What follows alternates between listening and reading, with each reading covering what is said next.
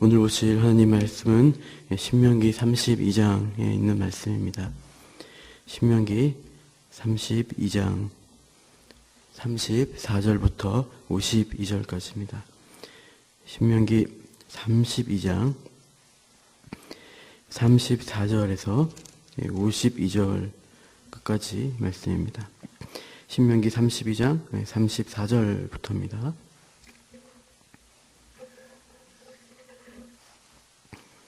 제가 한 절, 여러분이 한 절 교독하겠습니다.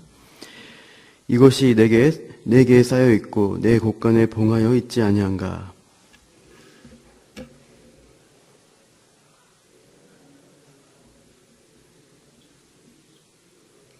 참으로 여호와께서 자기 백성을 판단하시고 그 종들을 불쌍히 여기시리니 곧 그들의 무력함과 갇힌 자나 노인자가 없음을 보시는 때로다.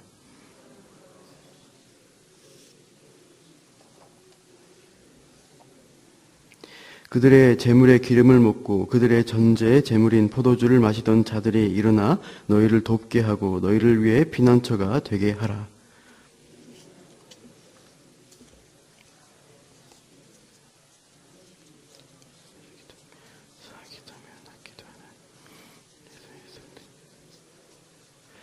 이는 내가 하늘을 향하여 내 손을 들고 말하기를 내가 영원히 살리라 하였노라.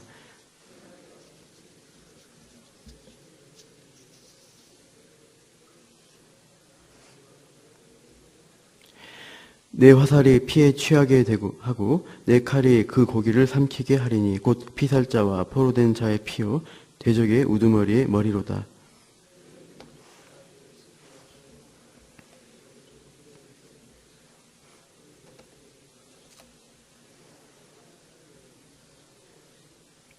모세와 눈의 아들 호세아가 와서 이 노래의 모든 말씀을 백성에게 말하여 들리니라.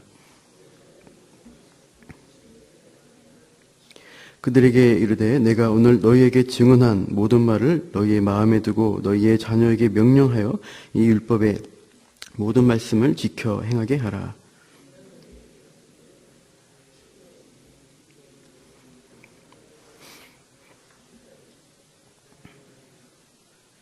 바로 그날에 여호와께서 모세에게 말씀하여 이르시되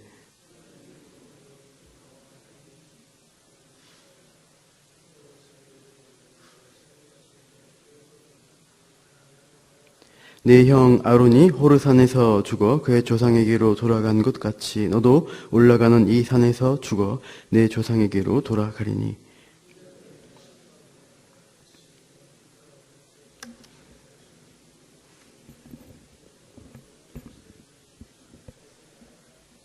함께 읽겠습니다.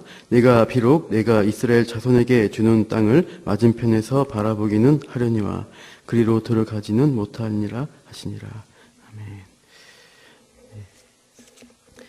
오늘 본문 읽은 말씀은 43절까지 말씀은 노래 일부입니다. 사실은 시작은 31장 30절, 정확하게 32장 1절부터 노래가 시작이 되고 있습니다. 그래서 이 노래에 대해서 제가 좀 설명을 한 다음에 이제 이어서 본문을 같이 살피고자 합니다. 이 노래를 흔히 모세의 노래, 또 모세가 증거한 증거의 노래라고 하는 노래입니다. 굉장히 깁니다. 잠깐 계율을 보시면 이 노래는 4가지 내용을 담고 있습니다. 1절에서 4절에 32장 1절에서 4절을 보시면 그 부분은 하나님을 찬양하는 내용이 나옵니다. 그리고 5절에서 14절에 보면 백성이 배반하는 어리석음을 말하고 하나님의 은혜에 대해서 상기시킵니다. 그리고 15절에서부터 25절에 보면은 그래도 이스라엘이 배교하고 그를 따른 하나님의 심판을 말씀하고 있습니다. 철저한 심판이 25절까지 나온 다음에 26절에서는 그 심판의 도구였던 이방인들에 대해서 하나님이 또 심판할 것을 말씀하십니다. 동시에 이스라엘을 회복할 것을 또 암시를 하고 있습니다. 우리 다시 살펴보시면 32장 1절에서 4절 보면, 그래서 특별히 4절을 보십시오. 4절을 보시면 하나님을 이렇게 찬양합니다. 그는 반석이시니 그가 하신 일이 완전하시고 그의 모든 길이 정의롭고 진실하고 거짓이 없으신 하나님이시니 공의로우시고 바르시도다. 하나님의 속성, 거룩하심, 공의로우심 찬양을 하고 있습니다. 5절에 보시면 반면의 백성은 어떠한가를 보여줍니다. 반면의 백성은 그들로 나오는데 여호와를 향하여 악을 행하는 자들, 하나님의 자녀가 아닌 자들이다라고 말하고 있습니다. 6절에는 어리석고 지혜 없는 백성으로 묘사를 합니다. 이렇게 하나님의 백성, 이스라엘 백성들은 이렇게 하나님의 그런 속성과 다르게 악행을 어리석게 살아가는 모습을 보여줍니다. 그래서 15절 보시면 거기에는 이스라엘의 배교를 가리키는데 15절에 여수론이 기름짐에 발로 찼도다라는 구절이 있습니다. 그래서 여수론은 이스라엘을 가리키는 표현인데 이 말의 속뜻은 고든 사람, 의인, 정직한 사람이라는 뜻을 가지고 있습니다. 그렇게 이스라엘을 지칭하는데 이스라엘의 행동은 어떠합니까? 하나님을 발로 차버리는 것입니다. 배부르니까, 편안하니까 하나님을 차버리는 그런 이야기를 하고 있습니다. 15절 그 다음에 오시면 내가 살찌고 비대하고 윤택함에 자기를 지으신 하나님을 버렸다라는 것이죠. 어떤 짐승이 있는데 그 짐승을 주인이 잘 먹이고 살찌웠습니다. 그러니까 그 짐승이 배부르니까 어떻게 합니까? 주인을 차버리는, 걷어차는 그런 행위를 행위로서 15절은 묘사를 합니다. 그래서 이들에게 주어지는 결과는 심판이라는 거예요. 그래서 32장 22절을 보시면 그 뒤로 쭉 하나님의 심판의 표현이 나오는데 22절 내 분노의 불이 일어나서라고 하나님이 진노가 임하는 것을 가리킵니다. 23절 재앙이 그들 위에 쌓으며 재앙은 그들 위에 쌓으며라고 말합니다. 25절에는 밖으로는 칼에 방 안에서는 놀람에 멸망한다라고 이스라엘에 대한 철저한 심판이 있을 거다라고 말씀을 하고 있습니다. 그리고 나서 26절을 가보시면 반전이 있습니다. 하나님이 분명히 심판을 하셔서 다 멸망할 그런 증거의 노래를 하고 있는데 아직 이제 미래 이스라엘의 모습을 묘사하는 거죠. 26절 시작을 보시면 우리말로는 이제 안 그런데 원어로는 실제로는 마지막 첫 시작이 뭐뭐 하였으나라는 것입니다. 마지막에 우리 26절에 보시면 내 기억이 끊어지게 하리라 하였으나가 시작입니다. 그래서 내가 다 멸망시키겠다, 심판하겠다라고 말하였다. 그러나 하면서 시작하는 것이 그 그러나가 26절의 실제 시작입니다. 그래서 반전이 있는 것입니다. 하나님은 항상 죄악을 행한 백성을 대할 때 이렇게 반응을 이런 방식으로 하세요. 하나님이 공의의 수준으로 백성들을 이렇게 명령하실 때는 뭡니까? 순종하지 못하기 때문에 완전히 멸망과 심판을 당할 것이다. 영원히 끝날 그런 백성에 지나지 않을 텐데 공의로만이 아니라 하나님이 다른 속성, 사랑으로서 백성을 다시 대하십니다. 더 큰 사랑으로 시작하실 때는 어떻게 합니까? 이제 25절에 이전에 주었던 심판의 말씀에서 이제 멈추신다는 것입니다. 그래서 기억에서 완전히 끊어지게 철저한 심판을 선언했지만 그렇지 않다. 27절 이후로 보시면 심판의 도구였던 그 원수라고 되어 있는 대적을 하나님께서 심판하시겠다는 것입니다. 아수르나 바벨론 같은 나중에 그 나라들이 이스라엘을 심판하지만 그 나라 또한 하나님의 징계를 받을 것이다. 그 이방 백성들, 그 원수라고 된 27절에 원수라 되는 이방 나라들이 착각을 하기 때문입니다. 자기의 수단이라고 되어 있죠. 27절에 보시면 우리의 수단이 높으며 여호와가 이 모든 것을 행함이 아니라 할까 염려한다는 것이죠. 자기의 수단과 군사력과 능력으로 이런 일들 정복을 하고 이스라엘을 우리가 마음대로 우리가 압제할 수 있다. 하나님의 역사라고 생각하지 않는 것입니다. 그래서 이 나라들에 대해서 하나님이 심판하시겠다는 것이 위에 나옵니다. 28절에 보시면 그들로 나오는 이제 그 전에 그들은 이스라엘이었는데 28절 이후에 나오는 그들은 이제 그 이방 민족 심판의 도구였던 이방 나라를 가리키고 있습니다. 그래서 대명사를 잘 분별하시기 바랍니다. 그래서 그 원수로 불린 그 나라들 그들이 어떠한가? 28절에 그들은 모략이 없는 민족, 그들의 분별력이 없는 민족이다라고 말씀합니다. 33절로 가보시면 그들의 포도주는 뱀의 독이고 독사의 맹독이다. 이방 나라의 악행이 있다는 것입니다. 그 악행이 독이 되어서 그들에게 멸망을 초래할 것을 말씀합니다. 그래서 우리 오늘 본문이죠. 34절에 그러한 심판할 죄악들이 하나님 앞에 쌓이는 것을 말씀하고 있는 것입니다. 그래서 실제로 북이스라엘을 멸망시킨 아수르는 혼혈 정책으로 이스라엘을 너무나 과도한 악행을, 그래서 이스라엘 민족성과 신앙을 잃어버리게 하려고 했고요. 남유다를 정복한 바벨론은 아예 포로들을 바벨론에 이주시켜서 민족성을 말살하려고 했습니다. 그러나 이런 일들은 뱀과 독사의 맹독이 되어서 그들에게 돌아갑니다. 이들 제국들은 결국 완전히 심판을 받게 됩니다. 34절, 그래서 이렇게 쌓고 있는 것을 말하고 35절에 그들이 실족할 그때 보복과 환난 날이 닥치게 될 것을 말씀을 쭉 합니다. 36절에 보시면 그날은 하나님이 자기의 백성, 바로 이스라엘을 불쌍히 여기시고 회복하는 날이 될 것을 말합니다. 이방 나라에 대한 심판은 결국 이스라엘에 대한 회복이다는 것이죠. 36절 이유는 다시 이제 말씀하시는 것이 하나님 백성 이스라엘에게 하시는 말씀입니다. 그래서 여기서 너희라고 나오는 36절 이후에 너희들은 다 이스라엘입니다. 37절과 38절은 묶어서 보아야 합니다. 37절에 그들의 신이 어디 있으며 그들의 피하던 반석이 어디 있느냐. 그 이방신들, 이방의 신들을 너희들이 어디 있느냐라고 말하면서 38절 이방 민족의 재물, 그들의 재물, 또 제사를 드리던 자들이 돕게 해봐라. 피난처가 되게 해봐라. 이 말씀입니다. 네, 반문이죠. 그게 아니다는 것입니다. 사실 37절을 이어서 보시면 그들이 믿던 신들, 그 반석들은 다 없다는 것을 말씀합니다. 아무 도움이 안 된다. 그 말씀을 이 백성들에게 증거로 제시합니다. 그리고 39절 같이 읽겠습니다. 시작. 이제는 나 곧 내가 그인 줄 알라. 나 외에는 신이 없도다. 나는 죽이기도 하며 살리기도 하며 상하기도 하며 낫기도 하나니 내 손에서 능히 빼앗을 자가 없도다. 하나님은 나 외에 참신이 없다. 이것을 계속 밝히고 있습니다. 세상에 많은 민족들, 많은 신들의 여러 가지 이름으로 신들을 얘기하지만 궁극적인 신은 나다. 하나님밖에 없다. 그래서 인생의 생사화복을 다 주관하신 하나님은, 그 나라의 흥망성쇠를 주관하신 하나님은 유일한 하나님 한 분밖에 없다. 이렇게 밝히십니다.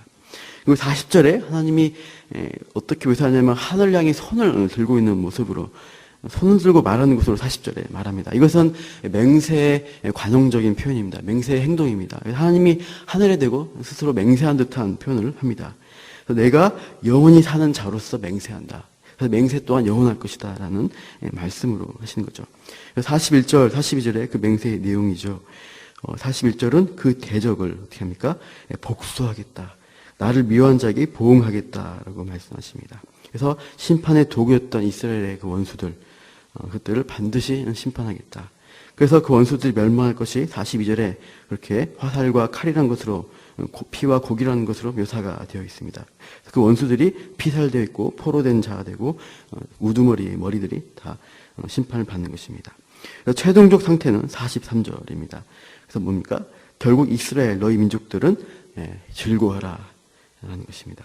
그 대적에 대한 복수는 결국 자기 땅과 자기 백성을 위한 속죄다라고 43절 마지막에 밝히고 있습니다. 이렇게 모세의 긴 노래를 이제 본 것입니다. 굉장히 긴 노래인데 짧게 해봤습니다.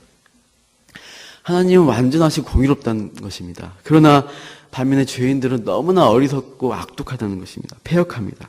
그래서 당연히 심판받아 끝나야 될, 멸망받아야 하는 것이 당연하다는 것을 25절까지 말하는 것입니다. 근데 저와 여러분이 그러한 죄인이라는 것을 성경은 증거합니다. 그러나 26절의 시작에 봤듯이 그러나로 시작하지 않습니까? 그러나 그렇게 말씀하셨지만 다른 길이 있다는 것입니다. 하나님은 자기 백성을 위한 사랑을 발동하십니다.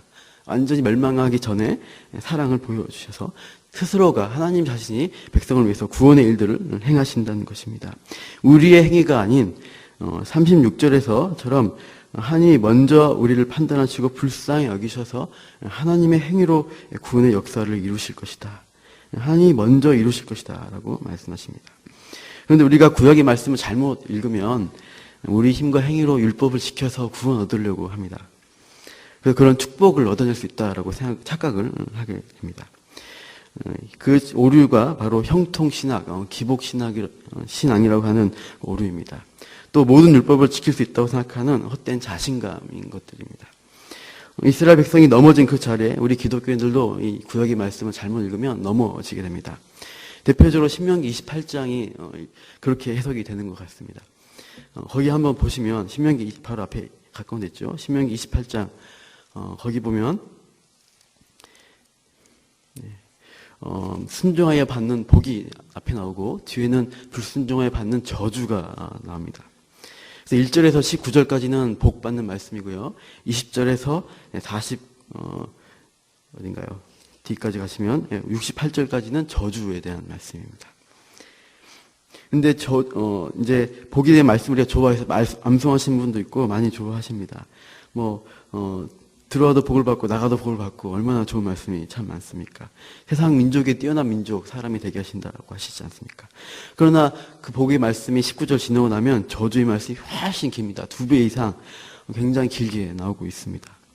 그럼 우리는 이 복 주는 말씀만 좋아해서 우리 28장 14절 보시면 내가 오늘 너희에게 명령하는 그 말씀을 떠나 좌로나 우로나 치우치지 아니하고 다른 신을 따라가지 않으면 이 말씀을 철저히 지킬 수 있다라고 생각하면서 복을 받으려고 생각을 합니다. 그러나 우리는 우리 행위로 이 율법을 지키지 못해요. 이것을 지킬 수 있다고 하는 것은 사실이 아닙니다. 모세가 준 이 모세여기 나온 율법들을 어기지 않고 다 지킬 수 있는 사람은 한 사람도 없습니다. 사실 이 모세의 율법이 모든 말씀을 지키라. 오늘 우리 본문에서도 뒷부분에 보시면 45절 이후에 모든 말씀을 행하여 지키라라고 46절에 말하지 않습니까? 근데 지킬 수가 없어요. 사실 이 모세의 율법은 아담에게 준 명령보다 더 엄격하게 적용되지는 않습니다. 아담에게 준 말씀은 뭡니까? 선악을 알게 한 나무의 실과를 먹지 말라. 먹으면 반드시 죽으리라 하셨지 않습니까? 실제로 어기게 되니까 즉각 형벌을 당했습니다. 에덴 동산에 쫓겨났고 하나님과 단절되어 영적으로 분리된 상태에 살아가는 인간은 영원한 죽음의 지옥으로 가게 되는 것이 그 운명이 되는 것입니다. 그 말씀은 그대로 적용이 됩니다. 그러나 이 모세의 율법도 그런 것처럼 보이지만 잘 보시면 율법의 규정 안에 죄 용서에 대한 규정들이 들어가 있습니다. 바로 레위기의 제사법이 가장 그러한 말씀입니다. 죄 지은 백성 대신 누가 죽습니까? 짐승이 죽습니다. 그래서 용서받을 수 있는 길을 하나님이 또 말씀하시고 있습니다. 그 말씀은 사실상 이 율법들을 너희가 하나도 어기지 않고 지킬 수 있다가 아니라 지키지 못할 것이라는 것을 하나님이 알고 계신다는 것을 말해요. 오늘 본문의 배경이 되는 31장 16절 한번 가보시기 바랍니다. 신명기 31장 16절입니다. 모세의 증거의 노래에 대한 배경의 말씀이 있는데 이 모세의 증거의 노래에 하는 전제가 뭐냐면 31장 16절 이후에 나오는 말씀입니다. 이미 보신 거지만 한번 보시죠. 31장 16절 같이 읽어보겠습니다. 시작. 또 여호와께서 모세에게 이르시되 너는 내 백성 조상과 함께 누우려니와 이 백성은 그 땅으로 들어가 음란히 그 땅의 이방신들을 따르며 일어날 것이요 나를 버리고 내가 그들과 맺은 언약을 어길 것이라. 하나님이 아직 들어가기 전입니다. 근데 모세를 통해서 뭐랍니까? 어길 것이다. 너희들 배신할 거야. 미리 말씀하고 있습니다. 그래서 17절에 진노하게 되고 버림받게 되고 그런 내용이 구절에 나오고 그래서 노래を지은 게 32장에 나온 모세의 노래입니다. 근데 하나님은 왜 못 지킬 것을 지키라고 말씀하시냐는 거예요. 하나님은 아시지만 하나님의 공의의 높은 기준을 우리에게 보여주셔서 우리가 죄인들이 얼마나 악독한 자들인가, 얼마나 불순종하는가, 얼마나 스스로의 힘으로 할 수 없는 자들인가 이거를 알라는 의미로 율법을 주셨습니다. 죄인의 힘으로는 율법은 절대 못 지킵니다. 하나님은 궁극적으로 이 가나안 땅 들어가라고 하신 것은 그 땅에 천국을 지상 천국을 가나안 땅에 건설하는 계획이 있으셨던 건 아니에요. 사실상 그 나라도 없어진 나라예요. 지금 이스라엘도 얼마나 죄악된 나라입니까? 이 이스라엘 성경에 나오는 이스라엘은 모형입니다. 하나님의 나라를 보여주는 모델하우스와 같습니다. 우리가 아파트를 사려고 할 때 그 모델하우스에 들어가 살지는 않습니다. 모델하우스를 통해서 내가 정말 살 아파트를 생각하고 보는 것입니다. 이스라엘도 그들과 맺으신 그 약속들, 이런 명령, 율법들은 영원한 천국을 보여주려고 하나님이 모델로 주신 겁니다. 그래서 이 모세의 율법을 보시면 모세의 율법이 영원한 것을 말하는 것보다 지상적인 축복들을 많이 얘기합니다. 그래서 율법의 요구들이 외적인 순종을 요구하고요. 또한 그 보상들도 지상적이고 일시적인 보상들이 참 많아요. 그래서 즉 이 모세의 율법을 지켜서 가나안 땅에서 장구하게 행복하게 사는 것은 모형적 안식으로 말하는 겁니다. 영원한 안식을 직접적으로 가르치지는 않습니다. 가령 십계명을 보시면 내 부모를 공경하라, 그리하면 너의 하나님 여호와가 내게 준 땅에서 내 생명이 길리라 하셨잖아요. 이것은 이 땅에서의 장수이지 천국에서 영원히 산다는 것은 아니잖아요. 지상의 안식은 모형적으로 제시된 것이고 모세율법도 그러한 것입니다. 실체는 무엇입니까? 더 좋은 안식과 약속이 있습니다. 바로 영원한 천국의 안식을 향해서 이 모세율법은 길을 열어주고 있는 것입니다. 그러면 더 좋은 약속이 있다면은 이 모세의 율법을, 약속을 대체하게 될 것입니다. 그게 뭡니까? 히브리서 8장 13절 제가 읽어드립니다. 새 언약이라 말씀하셨음에 첫 것은 낡아지게 하신 것이니 낡아지고 쇠하는 것은 없어져 가는 것이라. 새 언약으로 오신 그 새 언약의 피를 흘리신 예수 그리스도가 영원한 천국의 안식을 약속하십니다. 그래서 이 모세의 율법은 액면 그대로 우리가 받아들이시면 안 되고 이 모세의 율법이 결국 예수 그리스도의 그 새 언약으로 연결된다. 이건 생각하시고 우리가 말씀을 읽어야 하는 것입니다. 그렇지 않으면 기복주의나 또 이렇게 보면 율법주의에 빠지게 되는 것입니다. 다시 오늘 본문으로 가보시면 45절, 46절 나오죠. 반복해서 모든 말씀을 이스라엘에게 말하고 또 46절에 모든 말을 너희 마음에 두고 마지막 쪽에 이 율법의 모든 말씀을 지켜 행하게 하라. 그리하면 47절 너희 날이 그 땅에서 너희 날이 장구할 것이다. 이렇게 말씀하는 것입니다. 이것은 모델이라는 것을 기억하시기 바랍니다. 믿음을 얻는 구원을 모델로 보여주는 것입니다. 그래서 이스라엘 또 들어가서 실제로는 멸망을 당합니다. 하지만 결국 하나님이 회복시키시죠. 그 회복의 과정을 통해서 우리는 뭘 볼 것인가? 하나님이 영원한 나라를 보여줄 것을 기대하고 살라는 것입니다. 그렇게 이제 우리가 이해하게 되면은 48절부터 52절에 나오는 모세의 운명에 대해서 우리가 이해할 수가 있습니다. 51절 보시면 가데스 무리바 물가에서 불순종했잖아요. 한 번 쳐라 그랬는데 모세가 두 번 탕탕 반석을 쳐서 막 분노하면서 물을 내지 않습니까? 그 하나님이 진노하시게 되죠. 그 사건으로 어떻게 된 겁니까? 오늘 보니까 52절에 같이 읽어볼게요. 시작. 비록 내가 이스라엘 자손에게 주는 땅을 맞은편에서 바라보기는 하려니와 그리로 들어가지는 못하리라 하시니라. 그럼 모세는 가나안 땅 못 들어가고 바라만 봤습니다. 불순종의 대가로 그는 이스라엘도 못 들어가고 이런 땅에서 혼자 죽은 멸망한 자식이냐? 그러지 않다는 것입니다. 모형일 뿐입니다. 모세는 믿음으로 메시아를, 구원자를 바라보고 구원을 받았습니다. 영원한 천국에 들어갔어요. 다만 그 모형을 통해서 들어가지 않은 어떤 율법의 대표자로서 가나안 땅에 들어가지 않은 것으로만 자신을 하나님께서 보여주신 것뿐입니다. 이 모든 율법과 명령, 이것은 우리가 지킬 수가 없습니다. 그러면 누가 지키느냐? 그리스도가 지킵니다. 우리는 못 지켜요. 예수님이 완전하게 순종하셔서 지키셨습니다. 그래서 우리는 믿어서 그 예수님이 이루신 의로움, 그 죄 용서하심의 은혜를 우리가 공짜로 받는 것입니다. 그래서 우리는 먼저 구원 약속을 보장을 받고 나서 그 다음에 순종의 삶을 살아가는 것이 기독교인의 원리입니다. 그런데 순종이 잘 안 됩니다. 그래서 마음이 괴롭고 또 우리가 죄책감을 느끼게 되는 것이죠. 그래서 이런 생각하게 됩니다. 또 구약적으로 내가 불순종하니까 사업이 안 되고 몸도 아픈 거 아니냐, 하나님께 벌 받는 거 아니냐. 순종했으면 아까 신명기 28장 나오는 것처럼 만사형통 만수무강일 텐데 왜 이렇게 어렵게 살아가는가, 그런 생각할 수 있어요. 그냥 단순하게 이 모세 율법을 명령들을 보게 되면 말씀의 겉모습만 보면은 착각을 해서 기복신앙에 빠지거나 또 자기 신념의 신앙에 빠지게 됩니다. 아니면은 난 아무것도 못하겠어, 자포자기하게 되는 그런 신앙이 될 수가 있다는 것이죠. 그러나 그리스도를 믿으신 분은 우리가 뭔가 해서 구원을 얻는 것은 절대 아닙니다. 이미 믿으신 분은 구원을 보장받았어요. 그 다음에 하나님께서 구원받은 백성으로서 살아가도록 우리에게 도와주시는 것입니다. 여러 가지 환경도 우리에게 허락하십니다. 어려운 환경도 주십니다. 왜 그러한가? 영원한 나라의 소망을 두고 살아가라. 그렇게 하기 위해서 계속해서 하나님께서 여러 가지 환경들을 주십니다. 잘 믿어도 때로는 고통이 있어요. 그래서 우리가 뿌리 박는 이 땅이 끝이 아니고 저 하늘나라가 우리의 영원한 나라구나, 소망이구나, 이것을 기억하라는 것입니다. 우리 교회의 표어가 있죠. 하늘에 뿌리 박은 이 땅을 품는 하늘 공동체지 않습니까? 하늘 공동체, 기본의 뿌리는 우리 뿌리는 하늘이라는 것을 우리 교회 표어도 말하고 있습니다. 우리 마지막으로 로마서 이 잘 나온 말씀이 로마서 8장인데 한번 찾고 읽고 마치겠습니다. 로마서 8장 24절을 가보시기 바랍니다. 로마서 8장 24절입니다. 너무 좀 길게 했는데요. 죄송합니다. 로마서 8장 24절입니다.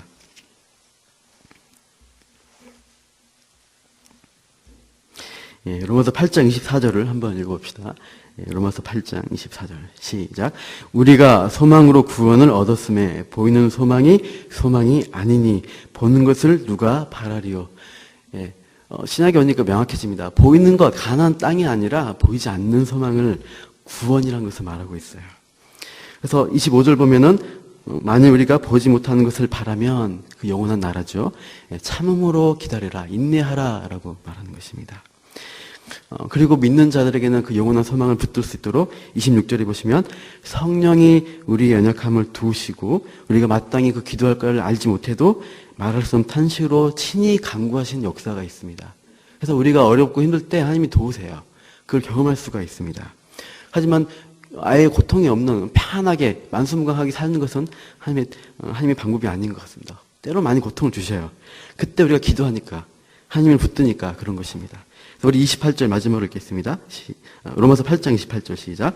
우리가 알거니와 하나님을 사랑하는 자 곧 그의 뜻대로 부르심을 입은 자들에게는 모든 것이 합력하여 선을 이루느니라.